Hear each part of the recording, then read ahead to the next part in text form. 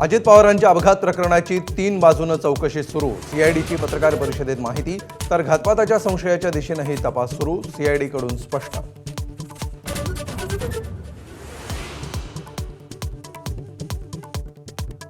अजित पवारांच्या अपघाताप्रकरणी एफआयआर का घेत नाही? रोहित पवारांचा बारामती पोलिसांना भेटल्यानंतर सवाल। पोलिसांवर कोणा मोठ्या नेत्याचा दबाव आहे का, असाही रोहित पवारांचा आरोप।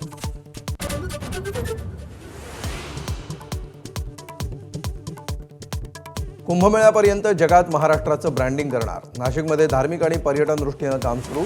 मुख्यमंत्र्यांची विधानसभेत माहिती।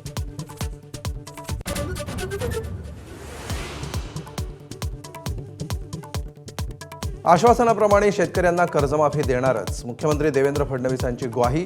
कर्जमाफी देण्यासाठी समितीचं काम सुरू। गरजू शेतकऱ्यांना कर्जमाफी देणार। मुख्यमंत्री फडणवीसांकडून स्पष्ट।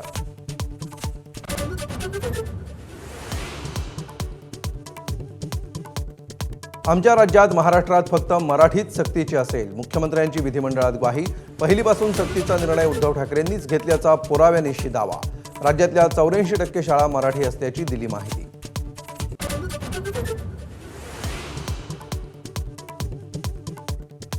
हायकोर्टात सुनावणी होत नसल्यानं अरबी समुद्रातलं शिवस्मारक रखडलं। मुख्यमंत्र्यांनी विधानसभेत दिली माहिती।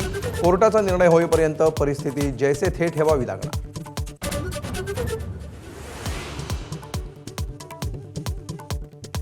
खासदार संजय राऊतांना सत्र न्यायालयाचा दिलासा।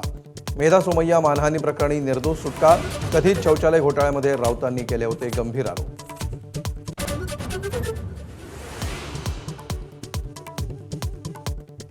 संतोष देशमुख हत्येप्रकरणी वाल्मिक कराडला सुप्रीम कोर्टाचा दणका। जामीन अर्ज फेटाळला। संतोष देशमुख हत्ये प्रकरणात कराड मुख्य आरोपी।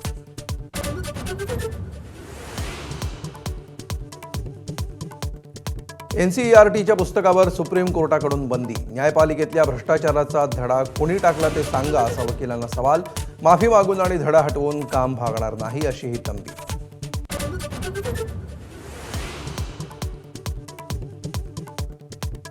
मुंबई पुणे मिसिंग लिंकच्या प्रकल्पाला पुन्हा एकदा मुदतवाढ। मिसिंग लिंक पूर्ण करण्यासाठी एप्रिल 2026ची मुदत। राज्य सरकारची लेखी उत्तराद्वारे माहिती। Headlines brought to you by Chitale बंधू।